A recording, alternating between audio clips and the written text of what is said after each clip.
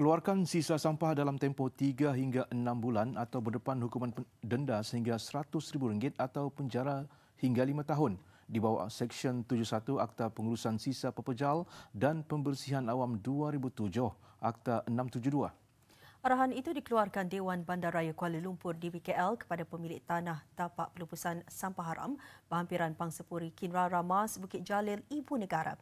Ikuti laporan siri kedua wartawan Aduan Rakyat Khairul Rizwan Azizan berhubung masalah bau busuk menyengat yang terus mengancam kesihatan penduduk di kawasan berkenaan.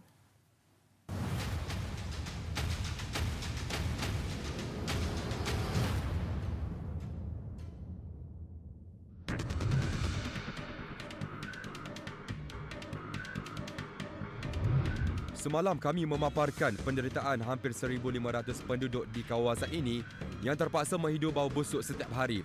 Berpunca tapak pelupusan sampah haram sejak awal tahun lalu. Penduduk turut mengadu mengalami sesak nafas, batuk dan sakit berlarutan.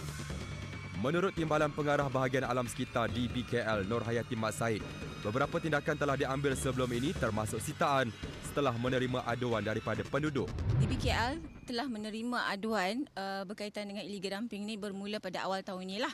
Okey, hasil siasatan dan semakan kami di tapak, kami dapati ini adalah tanah private. Okey, so kami telah mengeluarkan notis kacau ganggu di bawah Seksyen 82 yang mana berkaitan dengan notis tu kacau ganggu hendaklah dihapuskanlah. Okey, selain daripada illegal dumping, kami juga menerima aduan bau busuk.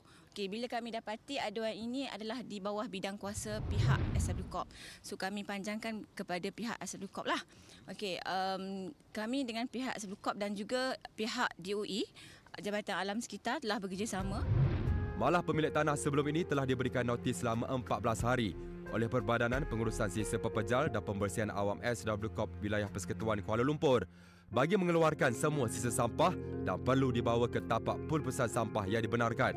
Bagaimanapun, pemilik tanah terbabit hanya menimbun sampah berkenaan dengan tanah. Saya mengeluarkan satu show lah kepada pihak Jabatan Pengurusan Sisa Pepejal Negara untuk bagaimana permohonan oleh pemilik ini untuk melupuskan, membersihkan kawasan ini. Jadi kita buat cadangkan kat situ bahawa sisa-sisa yang sedia ada perlu dikeluarkan, dilupuskan di tempat ini betul. Air resapan yang ada ni perlu disedut keluar dan juga dilupuskan di tempat yang dibenarkan. Kami turut mendapatkan maklum balas Jabatan Alam Sekitar JAS Wilayah Persekutuan Kuala Lumpur mengenai tahap pencemaran air di kawasan itu. Menurut pengarahnya Nur Raziah Jaafar, siasatan bermula sejak pertengahan April lalu. Sampel sisa cecair dari kawasan tapak pelupusan sampah telah diambil dan dihantar ke Jabatan Kimia. Beliau juga tidak menolak dakwaan berlakunya pencemaran di Sungai Kuyuh yang didakwa berpunca daripada cecair yang mengalir dari tapak pelupusan sampah haram terbabit. Dia sebenarnya banyak lagi masalah yang disebabkan oleh kegagalan pemilik untuk melaksanakan best management practices. Yang saya sebut tadi, perlu ada sistem peparitan sebab kita tak boleh biarkan air itu licit yang ada di bawah tanah ini bertakung, ya, dan dia akan mengalir ke bahagian yang lebih rendah, dan yang lebih membimbangkan, air licit ini tidak melalui apa-apa rawatan, ya. Sementara itu, penderitaan penduduk di kawasan ini turut mendapat perhatian Ahli Parlimen Seputih Teresa Kok. Meskipun sibuk dengan jadual tugasan harian sebagai Menteri Industri Utama, beliau telah mengarahkan setiausaha politiknya Alice Chu untuk turun padang melihat sendiri permasalahan penduduk. Saya rasa mereka ada hak untuk menyuarakan pantahan mereka. Jadi seperti apa yang saya kata tadi, saya simpati kepada penduduk dekat sana, dan saya rasa yang pemaju pihak berkuasa tempatan haruslah dengar rintihan rakyat dan lakukan sesuatu untuk menangani masalah mereka. Cubaan kami untuk menghubungi pemilik tanah tapak pelupusan sampah haram berkenaan bagaimanapun gagal. The number you have dialed cannot be reached at the moment. Please try again later. Kami ke pejabat pemaju berkenaan di Ibu Negara. Bagaimanapun, menurut pengurus bangunan terbabit, pejabat berkenaan dikosongkan dan pemiliknya juga tidak diketahui. Ofis ni memang ada kat sini, tapi memang tak ada penghuni kat atas. Orangnya tak ada? Tak ada. Okey, so dah berapa lama dah tak ada kat atas? Tak ada orang. Memang tak pernah masuk langsung? Belum. Sudah berapa lama dah ofis kat atas sebenarnya?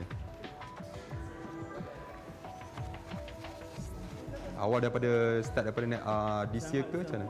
Start daripada this year. January this year. Tapi memang tak ada orang, Tak ada orang. Arahan telah dikeluarkan Namun sehingga kini masih lagi tiada tanda-tanda bila penderitaan penduduk di sini akan berakhir. Persoalannya, sampai bilakah penduduk di sini perlu terpaksa menghidu bau yang busuk dan menjijikkan?